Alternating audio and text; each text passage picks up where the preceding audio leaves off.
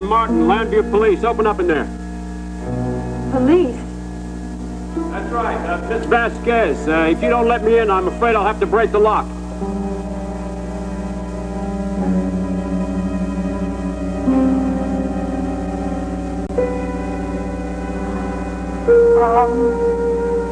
All right.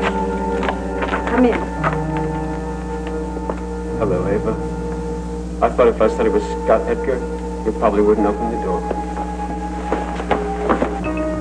No, Bob, it's after 3 o'clock. Paris Delaney is now exactly 50 seconds late. So? So I think that offers us some sort of an insight into her character. Oh, it just might say a whole lot about her wristwatch, Marco. Well, go ahead, don't What are we so uptight about? What am I so uptight about? This individual has our financial future in our hand. This the wizard from the solar system. Not to mention a little added weekly income on my part. Ah. Hey, are you going to wear your necktie like that? Are you going to approach this meeting like a businessman, or are you going to start using your charm to kind of ooze your way right onto her satellite? I, my friend, am going to use my instinct, just as I always have. Great. We just may be in big trouble here. Hey, come on now. I'm telling you, by the time this meeting is over, she's going to be begging us to hook up into that satellite of hers. Yeah, right. Just trust me. Oh, there she is now. You think? Oh, yeah, look at her. That doesn't look like a businesswoman, Bo. She looks rich. She has bearing. I'm going to go talk to her. Just hold on. Don't worry about a thing. Or maybe that's her. No. You want to put $100 on? Take out your wallet, Liam. I'll see you in a minute. Yeah.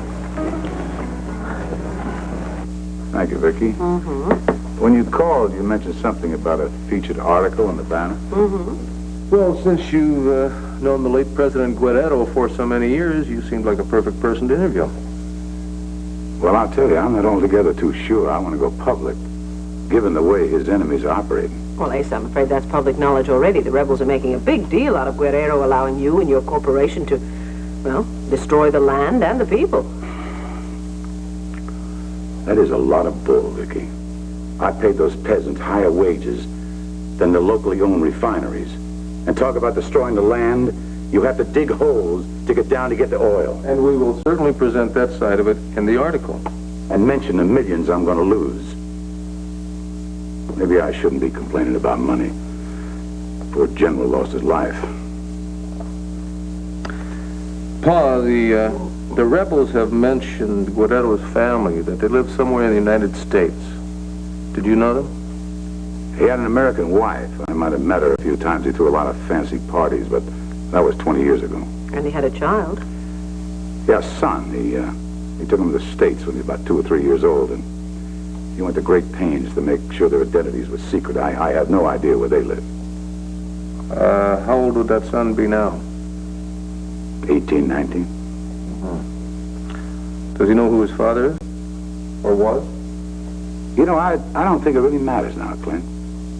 If he does know, he is terrifying. If he don't, he won't know what hit him.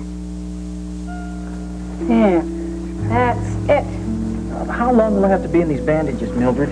I can't really say, Simon, as long as it takes. But you can't heal without them, so you've just got to be patient. Well, that's never been one of my better qualities.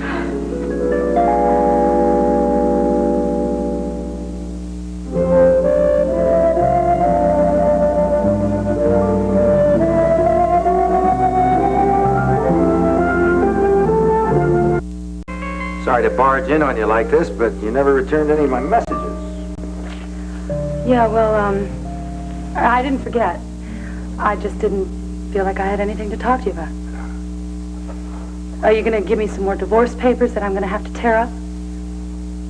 I have a set of papers here that I hope you'll take to a lawyer. I knew that we had nothing to discuss. Please go. Delila, I am Beau's attorney in this case, but I have represented you, and I'm concerned about your welfare. And I strongly suggest that you get legal counsel and try for a fair and equitable settlement. Herb, I am not. I'm not going to give Beau a divorce. Honey, he can petition the court for a divorce by default, and you'll wind up with nothing. So you're telling me that I don't have any choice? That's right. Sooner or later, it's just going to happen, and I am convinced that Bo isn't going to change his mind. Yeah, you and everybody else in town. Except for me.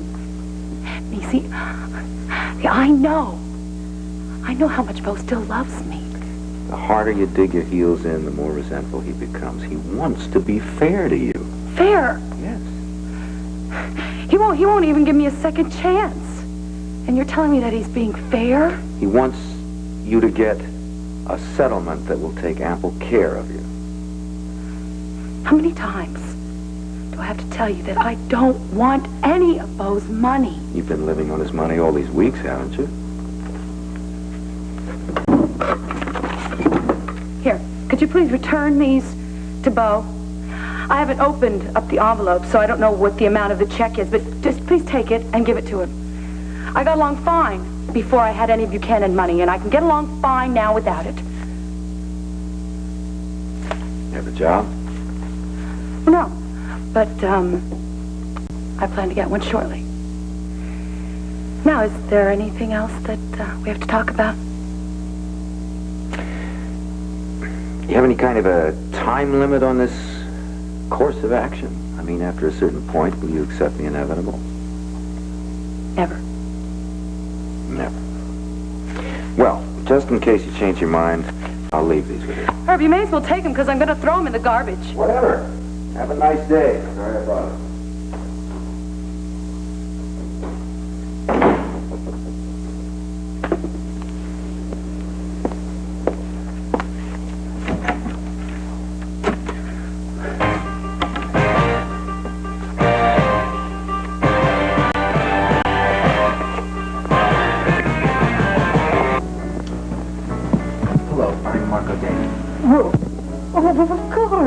I'm Lavinia Kent. How do you do?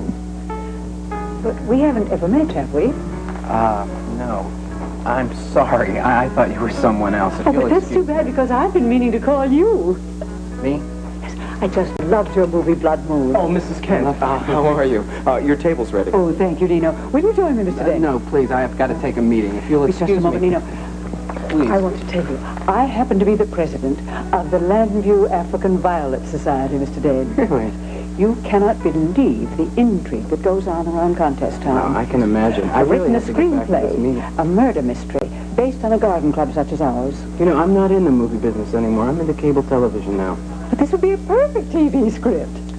You know, you probably have a point there. Is he going to join us? Yeah, he'll be over here momentarily, I'm sure.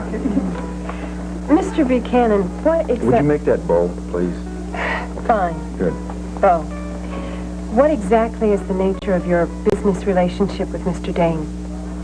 Well, I'm the money and the detail end of it. Marco's input is primarily creative, you know, programming, casting, that kind of thing. No doubt he'll want to cast out of his own agency, Dream Faces. Well, I really wouldn't know that. I assume he'll also want to direct, given his film credits. Man, how do you know about all this? I know everything about both of you. Do you? Excuse me, I'm sorry. Marco, I hung up there for a second. I'd like you to meet Paris Delaney. How do you do? Yes, nice to meet you. Paris was just telling me that she knows all about us. Really? I asked an assistant to do some research. I was amazed at the amount of times you both made the newspapers. Particularly you, Mr. Dane, have led a very checkered life. Some of it suspect, some of it illegal. Well, you know how the newspapers like to sensationalize things, but this is different. I'm very committed to this particular project. If you'd like to hear us out, I'd like to tell you something. Well, my vice president, Susan Sandler, is doing some discreet inquiries with the FCC just to make sure the man of your background would not be a liability.